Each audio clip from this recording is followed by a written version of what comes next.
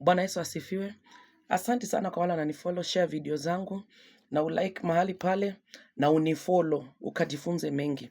Nataka kuongelelea ya kwamba kuna magonjwa mengine ambayo unapata watu wengine wamekuwa ignorant nayo, unakimbilia hospitali, unakimbizana na hospitali, end up una damage vitu mingi, na ini hali labda hii ugonjwa haikukuwa ya hospitali, ilikuwa yani the enemy alifungulia mlango wa kufanya nini, wa kuharibu mafanikio yako. Unapata ya kwamba huu ugonjwa inasimamanga wakati kuna vitu ama kuna kiwango unataka kuenda.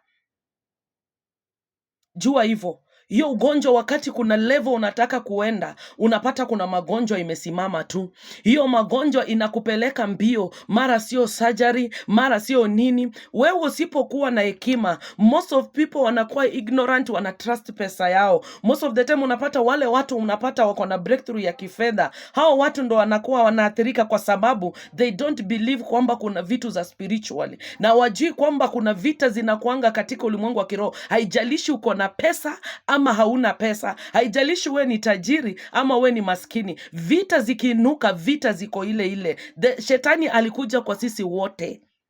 So hiyo magonjwa inataka ule mtu wa chini na juu. Kama ni spiritually, na spiritually ikidiliwa physically inakuangamiza. Ndio unapatanga ugonjwa ilianza from level 1 inafika level 4 kwa haraka, ama unapata umeenda kwa surgery, after kufanya surgery hata iwaka.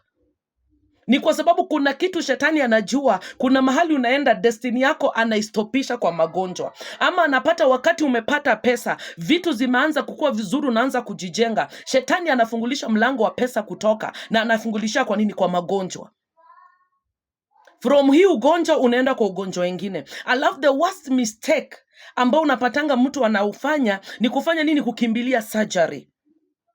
Wacha nikuambie, uko mahali pale, labda video hii inataka kukuongelelea wewe mahali uko, hata kama uko hospitalini ama kuna mahali unaambiwa ya kwamba ni lazima uende surgery. Wacha nikuambie, before you go for that surgery, ebu jaribu utafute uso wa Mungu.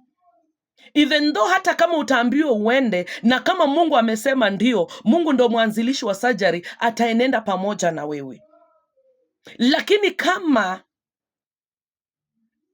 bado hujapata peace, wacha kutrust pesa yako. Daktari wanatibu physically. Kumbuka pia shetani pia kuna mahali ana confusingi. Nimeona mistake nyingi sana zikifanyika. Unapata mtu alikimbilia surgery na ilikuwa mlango ulifungulishwa from surgery to another one, alafu at the end of the day amekufa. Ama unapata mtu ugonjwa inaingia wakati mafanikio ilianza, na unapata wakati magonjwa imekuwa imedrain kila kitu, akauza kila kitu, at the end of the day anakufa. Auoni kwamba hiyo ni vita za kiroho? Ni magonjwa gani itaingia lazima imalize chochote kilikuja, na ikimalizika hivi inaenda hiyo magonjwa, inaenda at the end of the day na huyo mtu na anakufa, na boma inabaki bangaraf. Hata kama uamini mambo ya spiritually, kuna mambo ya spiritually. Uko pale, uko mgonjwa na imeanza, labda kuna mafanikio iko mbele yako, hii magonjwa imekuja na iko mbio mbio. Wacha kubow to it. Ebu jaribu tafute Mungu. Kama kuna mtumishi wa Mungu unajua mahali pale anaweza kusaidia, wacha aombe na wewe, na kama una nitafute nikusaidie. Wacha nikwambie, kuna watu wengine wanatakanga wasaidie, unaenda kwa pastor wako, ana idea. To make it short, nitafute nikusaidie. Kwa sababu utasema labda pastor mwingine atanifanya nini, itakuwa long story. Uko mahali pale before you go for that surgery, kwa sababu wakati utafungulisha mlango wa hiyo surgery, umeweka dent kwa mwili yako, umefungulisha wa magonjwa ingine. Wakati umetoa kile Mungu aliweka, ulizaliwa nacho, kila kitu part of your body, wakati inapotolewa unapata kama ni vita za kiroho, mtu kama huyo kurudisha inakuanga ngumu. So niko hapa kukuelimisha. Hata uko mahali pale, labda unafikiria wacha niende CS. Kuna CS zingine si za kawaida, ni demonic. Usipochukua jukumu ya kuomba, utapotezea life yako huko. Usipochukua jukumu ya kuomba, inakuletea ulemavu. Kuna vitu ulikuwa unafanya, after hiyo CS hautaweza kufanya, kwa sababu kuna mlango shetani alifungulisha. Sijasema usiende hospitali, enda hospitali, lakini wacha tutafute uso wa Mungu. Kama magonjwa ambayo inakuandama ni magonjwa ya kawaida, basi wacha daktari aponye. Lakini kama ni ya vita za kiroho, wacha tu deal nazo na kiroho, tuvunje hizo altars. Hizo mafibros mwingine si mafibros, hizo makansa za zingine si kansa, ni demonic. Shetani ameingililia pale kwa ajili ya kufanya nini? Kuharibu finance yako, kukuweka break mahali ulikuwa unaenda. Kuna mtoto yako pale alikuwa anafaa aende ng'ambo, labda masomo ya juu, magonjwa imeingia, imemmaliza, hawezi enda kusoma. Hata wedha mahali anafaa ende huko, wedha hawezani nayo, kwa sababu shetani amekamata destiny yake. Amejua akienda huko kuna vitu kubwa angefanya, achange familia yao, so ameinua kwa magonjwa. Na kwa sababu familia hawajui Mungu yuko, wamebawa, hawajajua kuna vitu demonic afight. Tell me why mtu anafaa ende ng'ambo, wazimu inaingia over sudden, ama alikuwa anafaa enda akalie mtihani. Hata if kama uelewi, hizi ni vitu za spiritual. Wachana mambo ya physically, wachana mambo hospitali. Jaribu muulize Mungu. Chenye nasisitiza hapa tu, kabla uende hiyo surgery, tafuta uso wa Mungu. Usiamini pesa yako. Hata ukiambiwa kama uko na mamilioni mahali pale, kuna maombi inaweza badilisha, kuna prayers inaweza change. God is able. Chenye shetani amepanda, niambie, every week mlango inafunguka tu, unaenda therapy, chemotherapy. Unatoka chemotherapy, hata cancer uliingia ikiwa stage 1, imeingia stage 4. Why? Pesa yenye uko nayo imeisha. Umeingia dialysis, kila wakati ni hospitali, umekuwa customer hospitali. Hiyo ni kawaida? No, that is spiritual attack. Ni kwa sababu haujaelewa. Wewe unaona ni vitu za kawaida, ni magonjwa, lazima itibiwe hospitali. Madaktari pia ni watoto wa Mungu. Mungu ndiye ameweka yeye hekima, lakini kuna mahali kuna vita za kiroho. Kuna mtu alikuwa anaitwa Naaman. Wakati alipokuwa mgonjwa, alitembea, alikuwa na ugonjwa wa ukoma, alitembea yote, hata kama alikuwa general. Ilibidi mpaka maid wake akamwambia ninabidi urudi chini. Hii vita zako sio hospitali, ni ya spiritually. Lazima uende kwa kuhani ya Mungu afanye nini? Anene jambo ndio uweze kufanya nini? Hii ukoma itoke.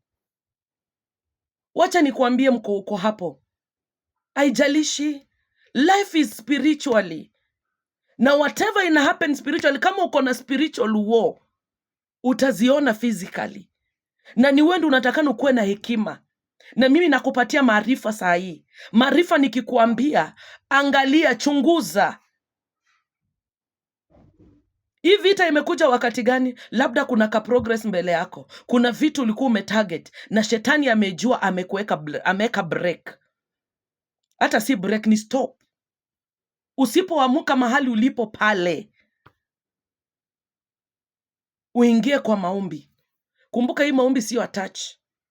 Usidanganywe uende kwa pastor pale umwambie, niliona Pastor Lucy akisema ni touch. No, ni ile mwenyewe lazima ukuwe committed. Tusimame na we kwa maombi. Kama ni hospitali utaambiwa, nitakwambia ni hospitali. Kama ni ya Mungu, mimi nitakwambia ni ya Mungu, na tutaomba, vitu zitabadilika. Uko mahali pale una watch video zangu, naomba tu kwa siku ya leo. Nimeona watu wengi, mtu anakuja na mwambie usifanye hivyo, wengine wanasikia na vitu zinabadilika, wanakuwa sawa, na kuna mwingine anakuwa ignorant. Mwingine aliingia hospitali akiumwa na kichwa, nikimwambia hii ni vita za kiroho akassume. Wakamwambia labda kuna kansa kwa nini, kwa liver. Wakafanya nini? Wakakata liver waende wapime, hakuna kansa. Na hiyo kidonda waliacha kwa liver ndilimweka kaburini. Kwa sababu gani? Kukosa maarifa. Akaona nina trust pesa, ninaweza enda hospitali yoyote. Sijakataa. They are qualified doctors, but vitu za madaktari wanajua. Kuna vitu za kiroho madaktari hawezi jua. Haiwezi. They can't fight mapepo. Ikifika mahali pa mapepo, wachia watu wa kiroho. Na kama vita zako ni za mapepo, hata upeleke kwa daktari, atakupatia dawa ya kichwa, na labda uwazimu ni ya kukemea, hiyo kansa ni ya kukemea, hiyo surgery, vitu zimefura zinatembea kwa tumbo, hiyo ni majini. Cancel it kwa mtumishi wa Mungu. Kama uko mahali pale unasumbuka, nitafute kwa bio, namba yangu iko kwa bio, niko hapa kukusaidia. Labda kuna mahali labda unapata pasta wako hayuko juu spiritually, vitu zingine hazielewi. Kumbuka kila pasta, sijasema pasta wote ni wabaya. Kila pasta ako na mantle yake. Kuna ile kitu anaweza fanya na kuna ile hawezi fanya. So ukimwambia ile kitu mimi nimekwambia afanye, kama ana hiyo mantle haitaweza kuvunjika. Kuna wale ni mapastors, they give you your word of God, that is all. Na kuna wale tumewekwa kuvunja hizo altars, kufanya deliverance. Tumepatiwa hiyo mantle. So usilaumu pasta wako, mbona hakunifanyia hivi, ama ukimpeleka akikuambia tu amen ni hivyo. No, kuna spiritual war ya kuvunja hiyo altars. Tuangalie mlango ilifunguliwa wapi, tuifunge na utapata uponyaji, lakini before surgery. Usiweke dent hiyo mwili. Nitafute kama hujaweka dent, na Mungu atakubariki. Shalom.